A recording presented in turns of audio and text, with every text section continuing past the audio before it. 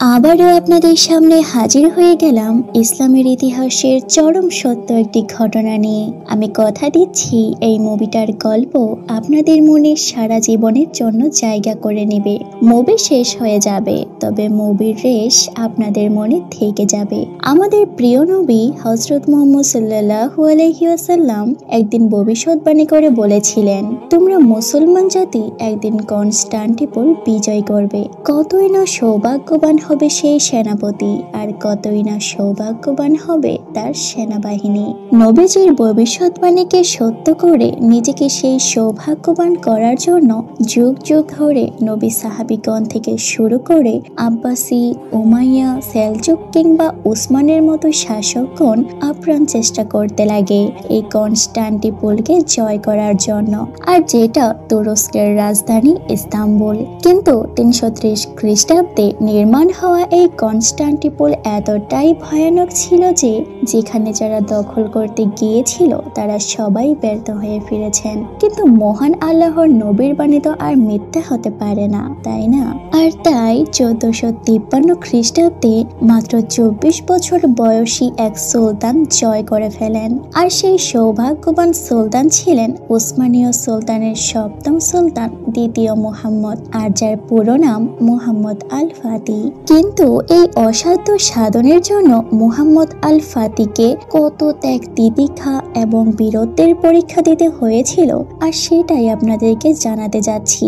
আর সেই অসাধারণ মুভিটি হলো ব্যাটেল অফ এম্পায়ার ফেথ 1453। আপনাদেরকে বিনীতভাবে অনুরোধ করতেছি, প্লিজ একটু কষ্ট করে হলেও আজকের এই ইসলামিক গৌরবময় বিজয়ের ইতিহাসটি জানার জন্য দয়া করে কেউ মাঝখান থেকে চলে যায়েন না, কেমন?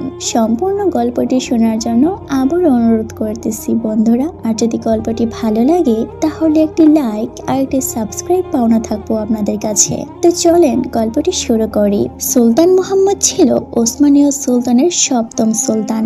1200 সালের শেষের দিকে আর্তাগুরু এই অটোমান সাম্রাজ্যের সূচনা করেন। তবে তিনি সূচনা করলেও 1299 সালে এই সাম্রাজ্যকে প্রতিষ্ঠিত করেন সেই সুযোগ্য পুত্র ওসমান গাজী, আর যাকে আমরা ওসমান বে নামে চিনি।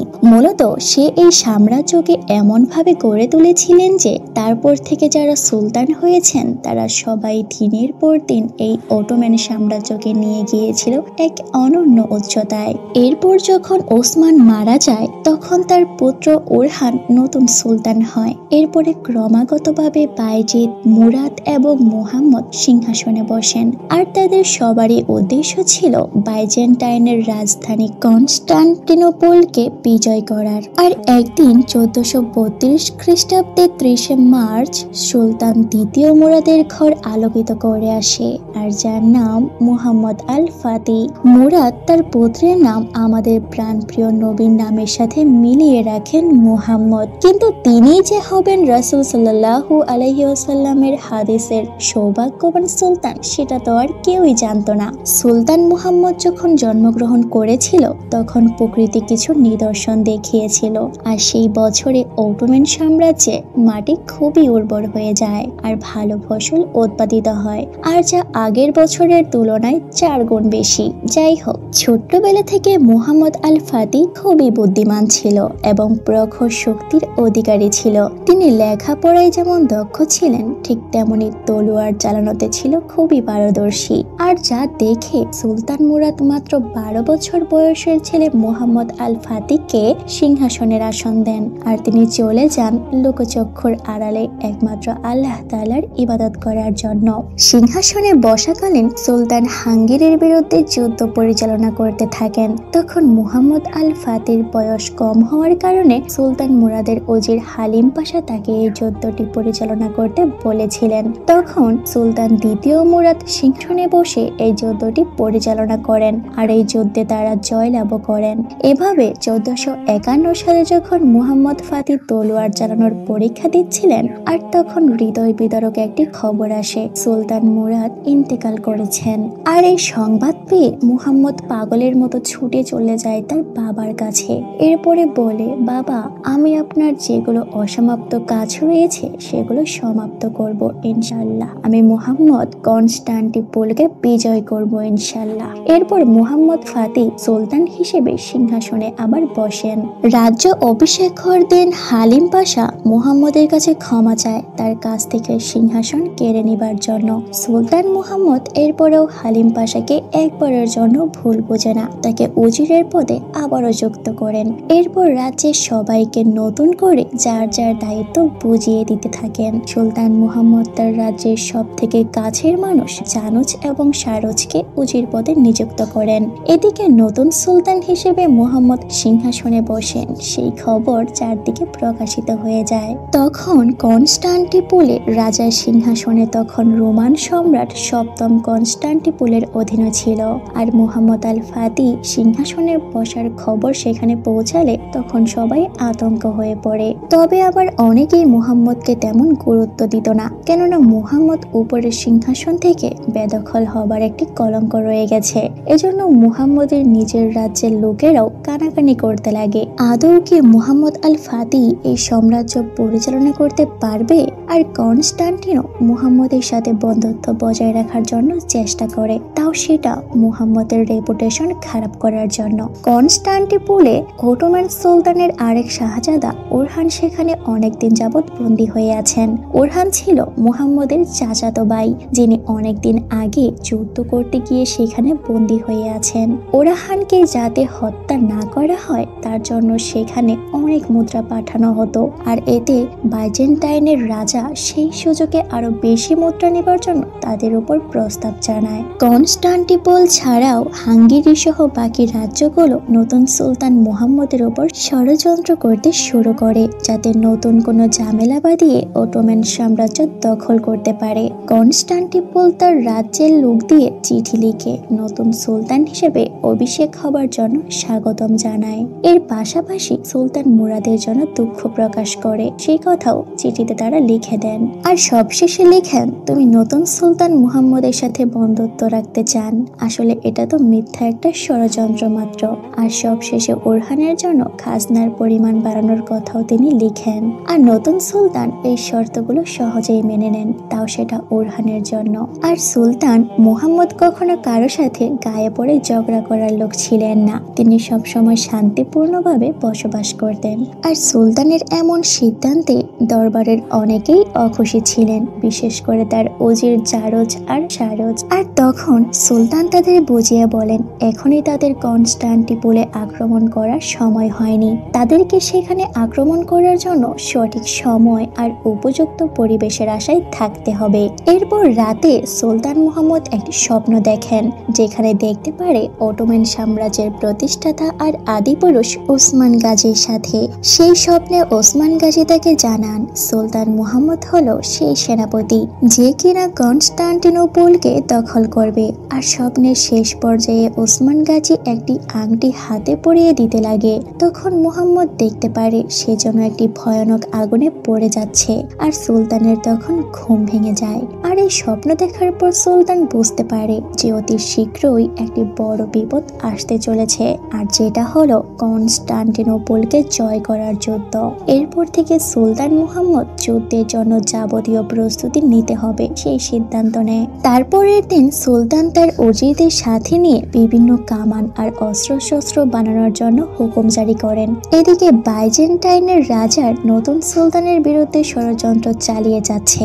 ইতিমধ্যে তারা জেনে যায় যে সুলতান মুহাম্মদ তাদের সাথে যুদ্ধ করার জন্য প্রস্তুতি নিচ্ছে, আর তার জন্য অটোমানদের অন্তর্গত কারমান রাজ্যে বিদ্রোহীদের আর বিদ্রোহ করার জন্য একটি ফন্দি আটে, যেখানে সুলতান ওরহানকেও এই ষড়যন্ত্রে সামিল করে। আর বিদ্রোহীদের উস্কানি দিয়ে একটি চিঠি লিখে, আর যেখানে বড় করে লেখা থাকবে কনস্টান্টিনোপল তাদের পাশে থাকবে।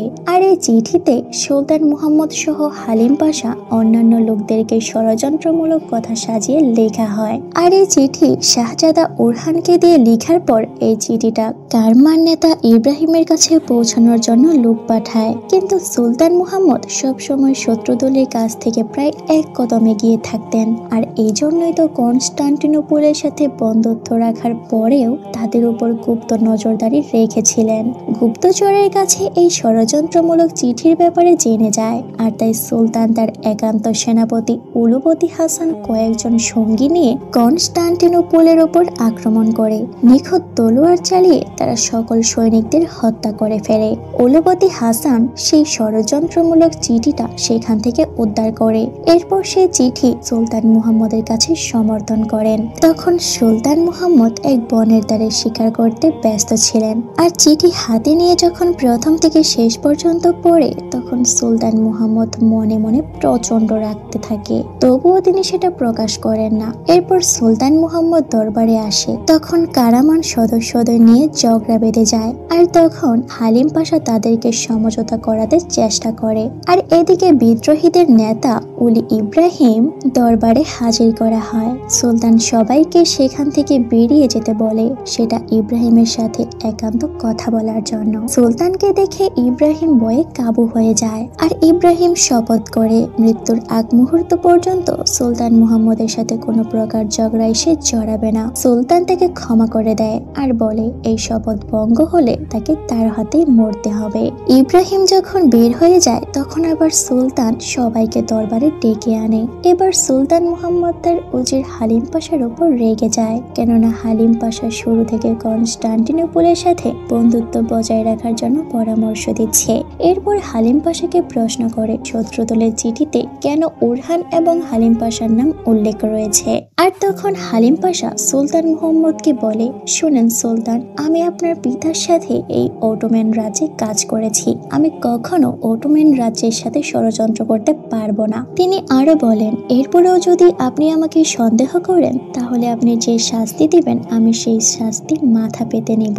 এদিকে বাইজেন্টাইনও জেনে যায় নতুন সুলতানের বিরুদ্ধে করা ষড়যন্ত্র ব্যর্থ হয়ে গেছে, আর এটাও বুঝতে পারে সুলতান এখন উরহানের জন্য খাজনা পাঠানো বন্ধ করে দিবে, আর অতি শীঘ্রই অটোম্যান এবং বাইজেন্টাইনের মধ্যে শুরু হয়ে যাবে। অন্যদিকে হালিম পাশা ভাবতে লাগে কেন সে চিঠিতে তার নাম লিখে তাকে ফাঁসিয়ে দিল। আর এটা যখন তার স্ত্রীর সাথে শেয়ার করছিল তখন হঠাৎ সুলতান তাকে দেখা করতে বলে, এমন খবর তার কাছে আসে। হালিম পাশার স্ত্রী খুব ভয় পেয়ে যান, কেননা অটোম্যান রাজ্যে এভাবে গভীর রাতে ডেকে নিয়ে যাওয়া মানে শাস্তি স্বরূপ মৃত্যুদণ্ড দেওয়ার রেকর্ড অহরহ আছে। হালিম পাশা আল্লাহর উপর ভরসা রাখতে বলে এবং সে দেখা করতে যায় সেই দরবারে। যখন হালিম পাশা সুলতানের ঘরে প্রবেশ করে তখন সুলতান তাকে পানি খেতে দেয় আর বলে, আমি কখনো তোমাকে অবিশ্বাস করিনি। এরপর একটি মানচিত্র দেখায় হালিম পাশাকে, আর নতুন কিছু দুর্গ নির্মাণ করার জন্য হালিম পাশাকে আদেশ দেয়, আর সাথে এটাও বলে আর কোনো খাজনা যাবে না উরহানের জন্য। তার মানে এটা সহজেই বোঝা যায় সুলতান মুহাম্মদ কনস্টান্টিনোপলের সাথে যুদ্ধ করার জন্য ব্যাপকভাবে প্রস্তুতি নিচ্ছে, আর তাই সেখানে নতুন দুর্গ আর নানা রকম অস্ত্র বানানোর কাজ শুরু হয়ে যায়। আর তার খবর কনস্টান্টিনোপলে পৌঁছে যায়। কনস্টান্টিনো রেগে গিয়ে সুলতানের সাথে যুদ্ধ করার সিদ্ধান্ত নেয়। তিনি অন্য রাজ্য থেকে সৈন্য মোতায়েন করার জন্য খবর পাঠিয়ে দেন অন্য রাজ্যে, আর সেই সাথে নতুন নতুন কামান বানানোর হুকুম জারি করে দেয়। আর সুলতান মুহাম্মদ কিছুটা আন্দাজ করতে পেরেছিল কনস্টান্টিনোপল পাশের রাজ্য থেকে সৈন্য নিয়ে তাদের উপর হামলা করতে পারে, আর তাই সুলতান মুহাম্মদ পাশের রাজ্যে অনেকগুলো সৈন্য নিয়ে সেখানে আক্রমণ চালায়। আর সুলতানের সৈন্যরা পাশের রাজ্যে গিয়ে সকল সৈন্যদের হত্যা করে ফেলে। এরপর পুরো রাজ্যকে ধ্বংস করার পর কনস্টান্টিনোপলের ভাইকে হত্যা করে আসে। সুলতান মুহাম্মদের এই যুদ্ধের প্রস্তুতি দেখে হাঙ্গেরি সহ অন্যান্য ইউরোপীয়রা ভয়ে হতভম্ব হয়ে পড়ে। ক্যাথলিক পাদ্রীরা আর পোপ এই যুদ্ধে কনস্টান্টিনোপল সাহায্য করবে বলে জানা যায়। বাইজেন্টাইন সম্রাট আবারও একটি চিঠি দেখে, তাও সেটা সুলতানের কাছে, যেখানে হুমকি দেয়া হয়, যেখানে লেখা হয়েছে যদি সুলতান মুহাম্মদ এমন দুর্গ নির্মাণ বন্ধ না করে তাহলে তার জায়গায় উরহানকে বসিয়ে দেয়া হবে। আর এতেও সুলতান মুহাম্মদ তার যুদ্ধের প্রস্তুতি থামাতে রাজি হয়নি, আরো ভালো করে সে প্রস্তুতি নিতে থাকে।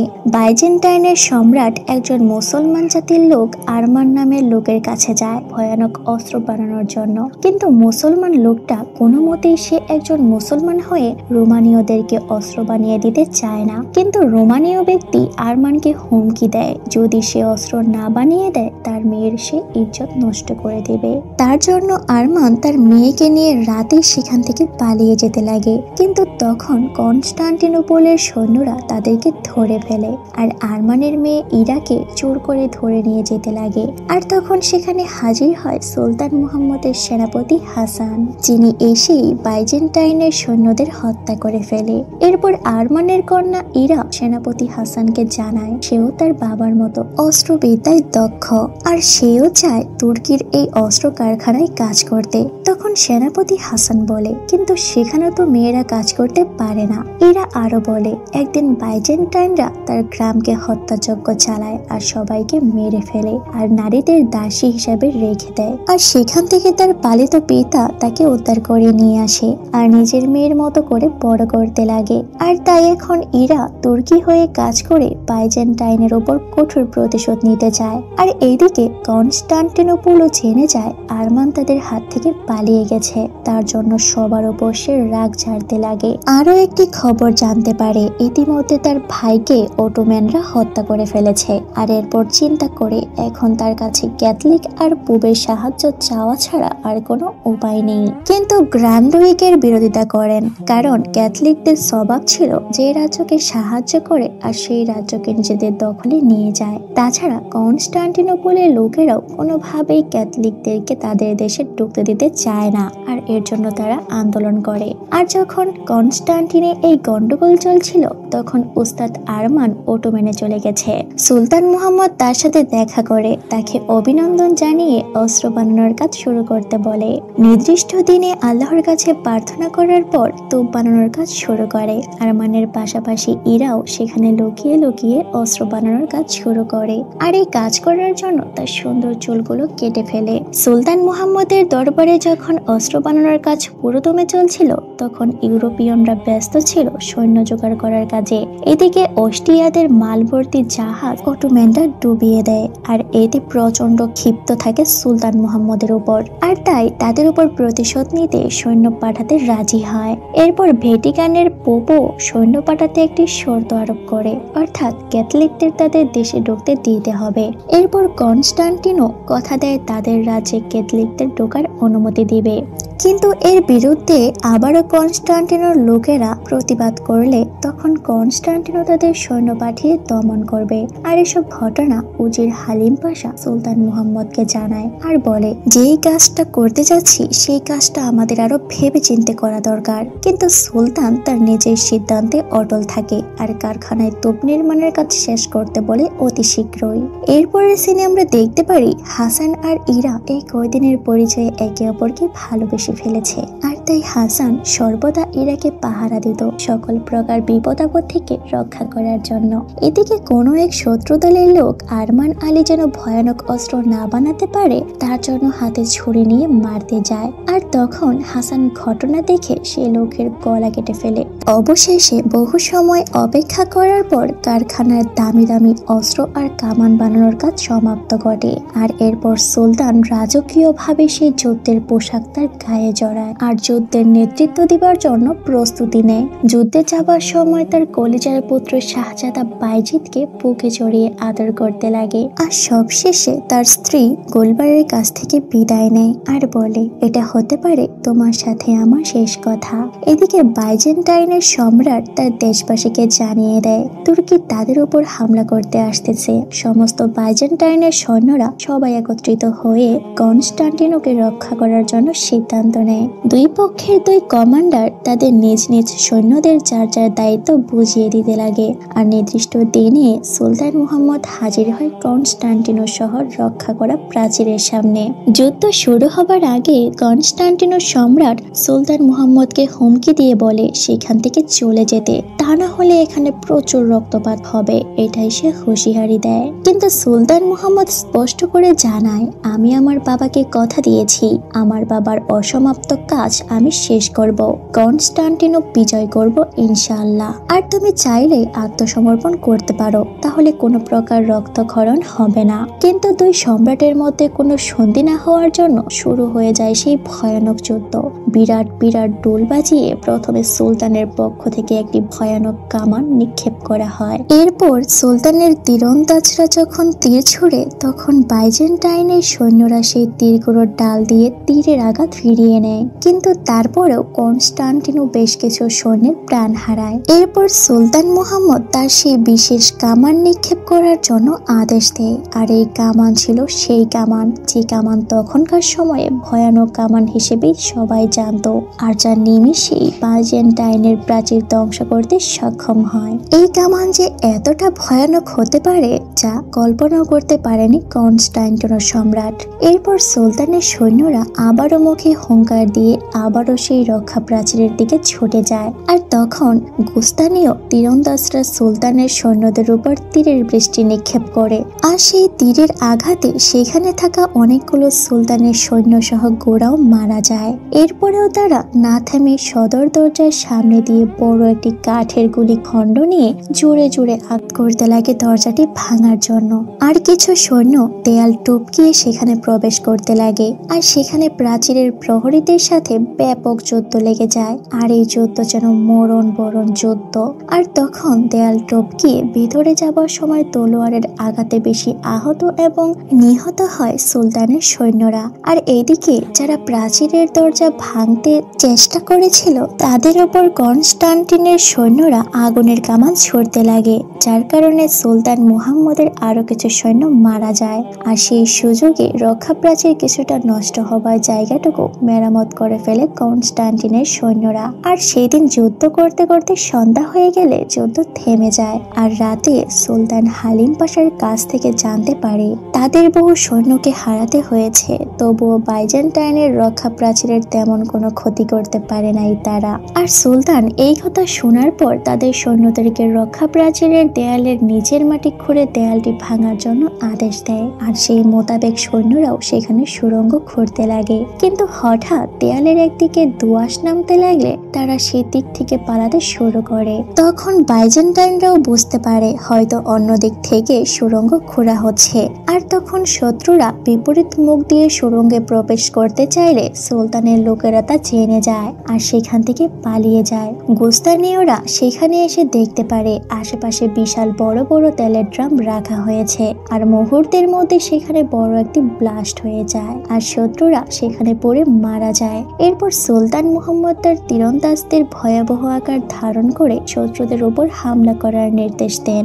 সুলতানের নেতৃত্বে সৈন্যরা প্রাচীরের অনেকটা কাছাকাছি চলে আসে, কিন্তু গুস্তানীয়রা তীরের মাথায় আগুন দিয়ে আবারও সুলতানের সৈন্যদের উপর হামলা করে। আর এতে সুলতানের অনেকগুলো সৈন্য আগুনে পুড়ে মারা যায়। আর কিছু সৈনিক ভিতরে প্রবেশ করতে পারলেও সেখানে কনস্টান্টিনের লোকেরা তাদের হত্যা করে ফেলে। আর এদিকে হাসান শত্রুদের উপর একের পর এক তীর হামলা করতে থাকে। গুস্তানি হঠাৎ করে একটি তীর হাসানের দিকে নিক্ষেপ করে আর সেটা হাসানের বুকে গিয়ে আঘাত করে, কিন্তু বুকে লাইফ গার্ড জ্যাকেট পরার কারণে সেদিন হাসান বেঁচে যায়। কিন্তু অনেকগুলো সৈন্য মারা যায় আবারও, আর তারা সেখান থেকে পালাতে বাধ্য হয়। আর এভাবে প্রায় 1 মাস পার হয়ে যায়, কিন্তু অটোম্যানরা কনস্টান্টিনোদের কিছুই করতে পারে না। উল্টো সুলতানদের অনেক ক্ষয়ক্ষতি হয়ে গেছে। আর এতে কনস্টান্টিনোরা আনন্দ উল্লাস করতে লাগে সেই খুশিতে। আর এদিকে আরমান আলী নতুন অস্ত্র বানিয়ে তা পরীক্ষা করতে গিয়ে আহত হয়ে পড়েছে। তখন এরা নিজেই অস্ত্র বানানোর দায়িত্ব তার কাঁধে তুলে নেয়। এদিকে সুলতান মুহাম্মদ যুদ্ধ নিয়ে আবারও ভয়ানক একটি স্বপ্ন দেখে। সুলতান তাদের উপর রাগ ছাড়তে লাগেন আর দরবারের লোকেরাও সুলতানের উপর রাগ ছাড়তে লাগে। হালিম পাশা সবাইকে বলতে থাকে, আমি শুরু থেকে সুলতানকে এই যুদ্ধটি করতে নিষেধ করেছিলাম, কিন্তু আমার কথা সে পাত্তা দেয়নি। এরপর সুলতানের বিশেষ উজির বলে, কেউ যদি এখান থেকে পিছু হটার চেষ্টা করে তার শাস্তি হবে মৃত্যুদণ্ড।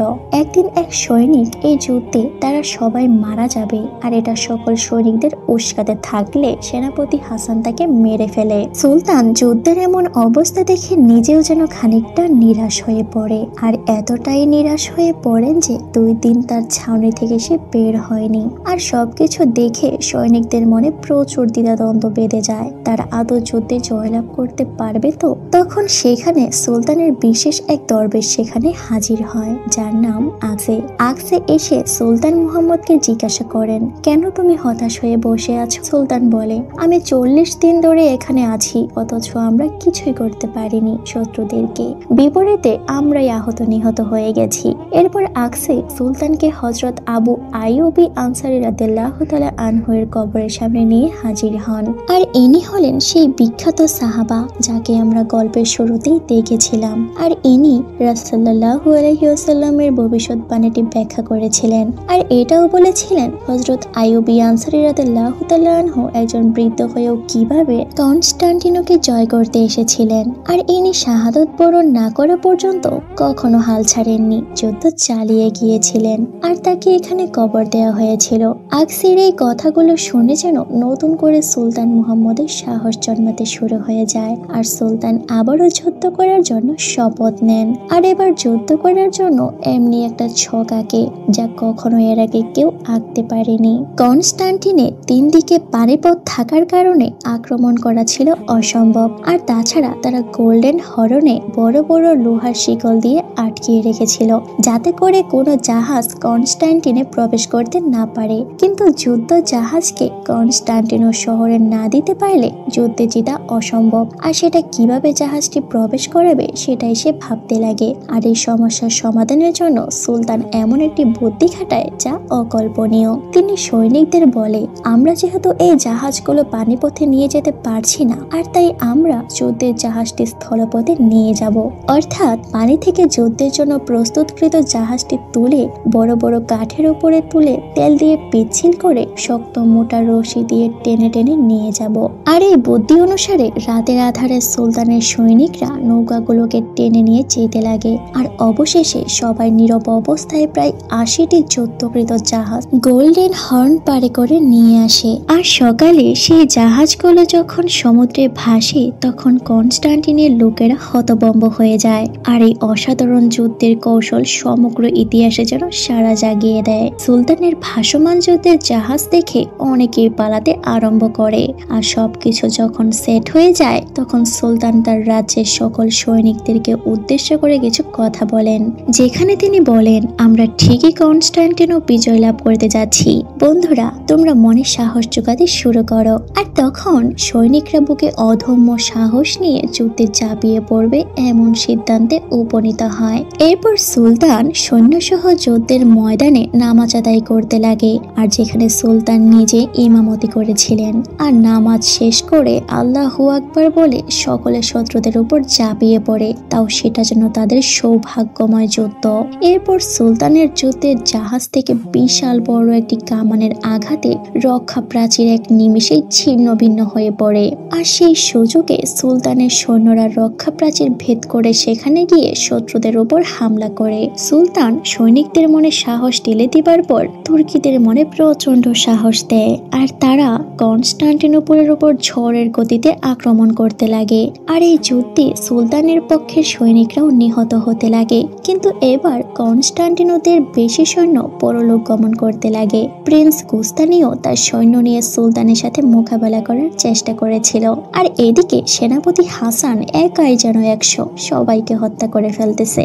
আর এখন গুস্তানিওর সাথে হাসানের এক ভয়াবহ লড়াই বেঁধে যায়। একে অপরকে পাল্টা আক্রমণ করতে লাগে। এভাবে লড়াই চলার শেষে আলী হাসান গুস্তানিওকে গলায় ধারালো তলোয়ার দিয়ে গলা কেটে হত্যা করে ফেলে। আর সেই হয় 2 সেনাপতির এক ভয়ানক যুদ্ধ। এরপর হাসান অটোম্যানের পতাকা হাতে নিয়ে দৌড়ে যায় কেল্লার উপর। আর যেখানে অটোম্যান বিজয়ের নিশান উড়িয়ে দেয় আলী হাসান। কিন্তু হঠাৎ করে কনস্টান্টিনোপলের পাহারাদাররা হাসানের উপর বিষাক্ত তীর নিক্ষেপ করে। আর হাসানের বুকটা তীর দিয়ে ঝাঁঝরা করে দেয়। কিন্তু তবুও তিনি থেমে থাকেন না, অটোম্যানদের পতাকা উড়িয়ে দিতে লাগে। আর কিছুক্ষণ পর আলী হাসান সেখানে শাহাদাত বরণ করেন। বিশ্বাস করেন বন্ধুরা, মুভিতে এই সিনটা আমার চোখে যখন পড়ে আমি কান্না করে দিয়েছিলাম। আর নিচ থেকে হাসানের স্ত্রী ইরা এই ঘটনা দেখে নীরবে একটি চাপা কান্না করতে থাকে। আর তখন ইরা তার পেটে হাত বুলিয়ে নিজেকে সান্ত্বনা দেন, কেননা তার পেটে তো আলী হাসানের সন্তান। এদিকে সুলতান মুহাম্মদরা একের পর এক ভয়ানক হামলা করে বাইজেন্টাইনের রাজ্য দখল করতে লাগে। আর বহু কষ্টের পর অটোম্যানরা কনস্টান্টিনো দখল করে আর বিশাল বিজয় লাভ করে। এরপর কনস্টান্টিনোর সৈন্যদের গ্রেফতার করা হয়। অবশেষে সুলতান মুহাম্মদ তাদের কোনো শাস্তি না দিয়ে ক্ষমা করে দেন। এরপরে কনস্টান্টিনোর রাজ্যের সকল লোকদেরকে একত্রে হাজির করে, আর এতে সকল লোকজন ভয়ে কাতরাতে লাগে। আজ বুঝি তাদের আর শেষ রক্ষা নেই। তবে মহান সুলতান মুহাম্মদ এমন কিছুই করেন না যেন তাদের উপর আঘাত পড়ে। তিনি সকলকে জানিয়ে দেন, তোমরা এখানে স্বাধীনভাবে বসবাস করতে পারবে, যার যার ধর্ম পালনও করতে পারবে। আর সুলতানের এমন উদারতা দেখে সকল কনস্টান্টিনোপলের লোকেরা তাকে বাহ বাহ দিতে লাগে, আর নতুন সুলতান হিসেবে তাকে সুলতান মুহাম্মদকে সাদরে বরণ করেন। বন্ধুরা, আজকের মুভিতে আপনাদের কার অভিনয়টা বেশি ভালো লাগলো তা কমেন্ট করে জানিয়ে দেন। যেমন সুলতান মুহাম্মদ নাকি আলী হাসানের মৃত্যু, যিনি একজন সৌভাগ্যবান সেনাপতি। গল্পটি ভালো লাগলে একটি লাইক এবং একটি সাবস্ক্রাইব আপনাদের কাছে পাওনা রইল বন্ধুরা। আজকের মতো আল্লাহ হাফেজ।